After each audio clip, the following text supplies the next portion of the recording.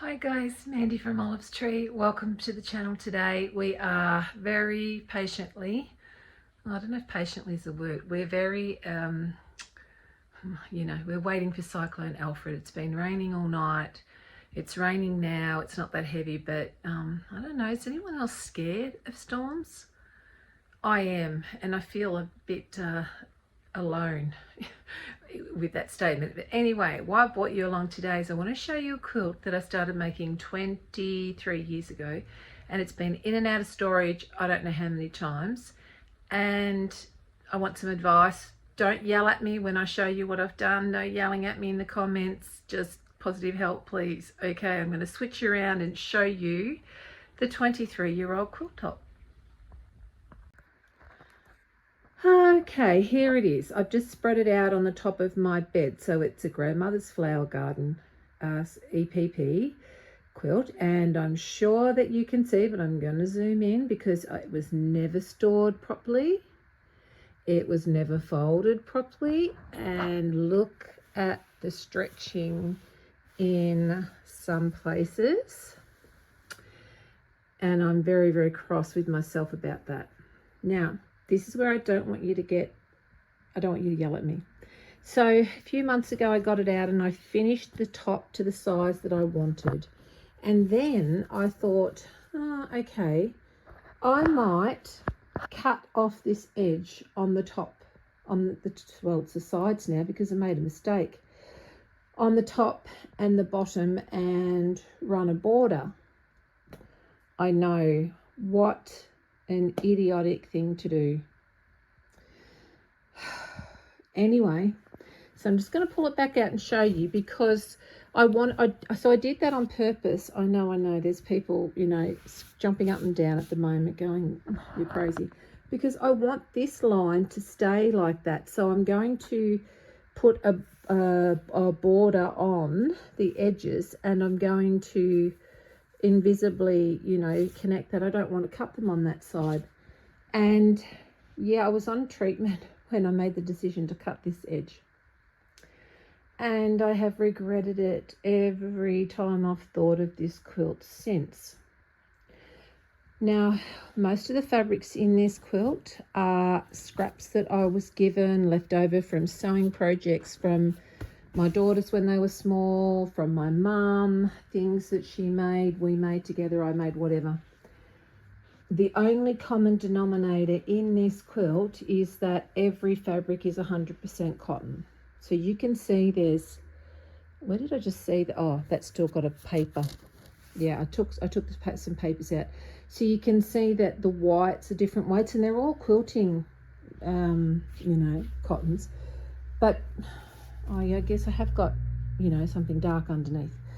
So that's the only common denominator. Look at the fabric. Look, stretched. Oh, I'm so cross with myself.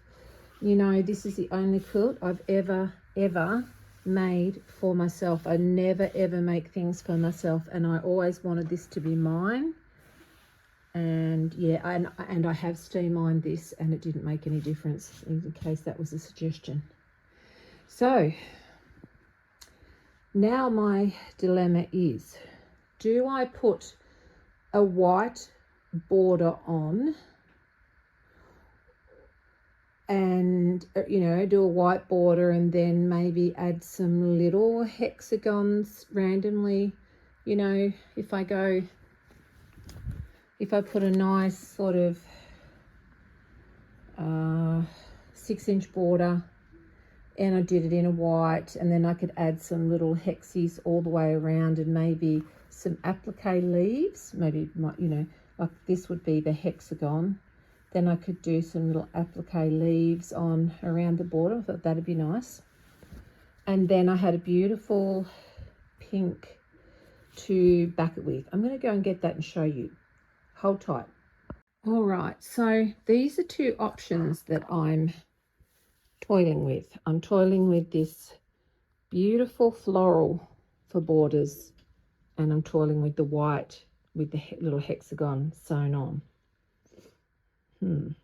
What does everyone think? I thought about this colour because all of these colours are represented elsewhere in the quilt. And I think it's okay no matter where you sort of slide it along, it looks fine. It sort of has showing a bit of a grey look on the camera, but it's more of a very pale sort of duck egg blue, really. So, yeah.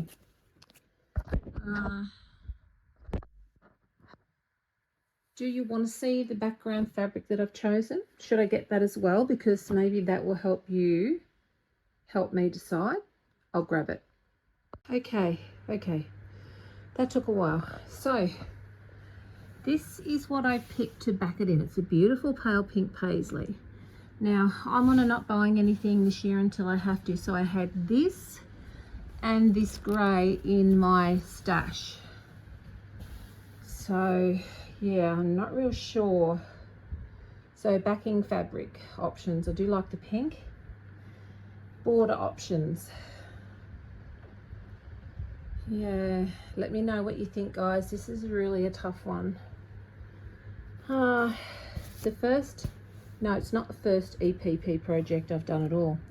I did one in grade 5, and a lovely lady by the name of, what was her name? No, I'm thinking of something else. That was a clown we made with puffs, little circle puffs. Yeah, that's right, that was it. But I did, I have made little things over the years, and, I've given them away. I don't have anything to show you. But I always wanted one of these quilts for myself. I need to sit down. Oh, that took everything, just digging out that fabric. Hang on, I'm sitting on my glasses. Sorry, guys, not good for the eyes. Okay. So you can see there are lots of different whites even in this. I haven't even gone out and bought the same white, and I know some people will be just beside themselves, but this was supposed to be a scrappy quilt. It was supposed to be made of scraps. I've still got the edge papers in, so we can keep that edge nice. Yeah, I do really love this pink paisley. It's pink and white. It's very subtle. It's almost like it's lighter than a fairy floss pink. It's very, very pale, but it's very beautiful. So that's why I chose that for the back.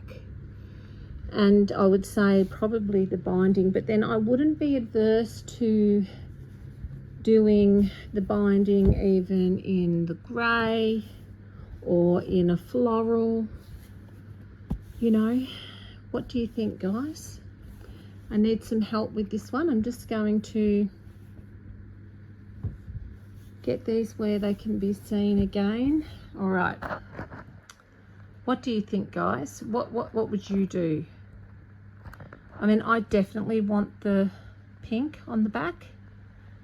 Other than that, I don't know. So the pink backings are definite for me.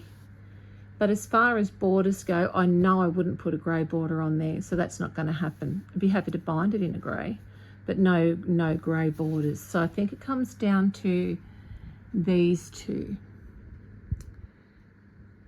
And have I got enough?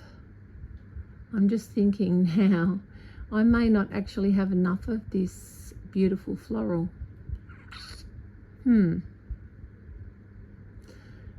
Maybe I could border it in the white and then make the hexagons that I put around the edges in this, or I could do a narrow border.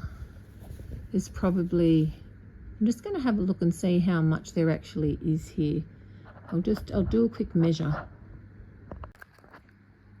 All right, so I've measured and I've got a bit over 2 meters of this, and it's obviously, width of fabric. But look what I did years ago making something, and I must have just needed this color, and I've just chopped something out of there. At least I think it was me. That's a I'm pretty sure I wouldn't have done that. Maybe one of my daughters was sewing and needed a flower for something. Yeah, so just over 2 meters, which I think will be plenty. Give you a little close up. So there's little bits of mauve and purple, white, and you know, beautiful different creams and taupes, pinks.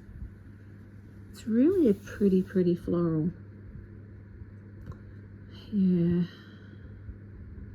Maybe I could just put it on the ends and do the white down the side. Oh, would that look funny if I did the white down the length of this part? If I did the white along here and then did some hexagons in that beautiful fabric, and then if I did, what if I did the border along this way in that fabric? I'm not going to touch this until you guys get back to me. It's going to sit here, if that's for weeks, months, whatever. It's going to sit here because I've already destroyed the quilt top. I know you're going to say, Mandy, go make some more. This was made of scraps.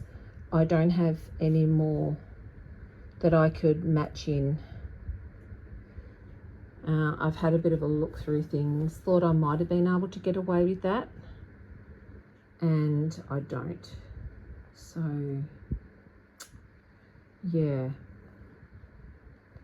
All right, so the other thing I don't want to do is I don't want to fill these up with a white either. I want that edge, and maybe I might do some decorative stitching over that. Once the quilt, you know, once I've got a border on it and it's you know, put together, I might do some decorative stitching.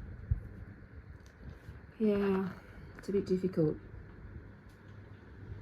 Alrighty guys, that's where I'm up to with this quilt, and it is a really special quilt top for me because, as I said, I've never made myself a quilt, and yeah, I've never done it, and I really want to have this quilt. And yeah, it's not going to be big enough for my bed, but it can be a topper, you know, that's going to be fine. I put 6-inch borders on the ends, and then, you know, make it wider by another 6 inches. It'll be fine. I'll work it out. I'm just really cross with myself that one day I thought, oh, I've got a great idea. Why don't I cut the ends off? Do not know what was going through my mind that day. But you have to laugh or you'd cry, wouldn't you? So yeah, anyway,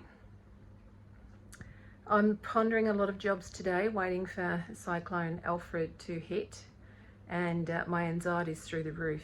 I know people love rain, and I do love rain. I really appreciate what it brings for us, but I get really anxious in storms, so I'm, you know, feeling a bit weathered already today. It's only morning, and it's Friday morning. It's not supposed to hit here until late tonight or early tomorrow morning. I haven't double checked so far today. I sort of don't want to know. You know, bury your head in the sand. All right guys, so I'm not going to touch this quilt until I get some feedback. I don't know what to do. I don't want to keep pulling it out. As you all know, I'm going back into some really heavy treatment, possibly next week. And I want a decision made, and I actually want to cut the pieces for this, as in the borders, before I start treatment. So no more ruining fabric. Yeah. All right, so, you know, let me know what you think. Just, you know, be kind. I know I'm an idiot. I should never have done it. But yeah, please give me some advice. All right, guys, take care. I hope the world's treating you kindly wherever you are today and you're safe. And if you're along the east coast of Australia, I hope that you're safe and your family and friends are safe. Keep in touch with people. Reach out, make sure they're okay. And, you know, take care. Bye for now.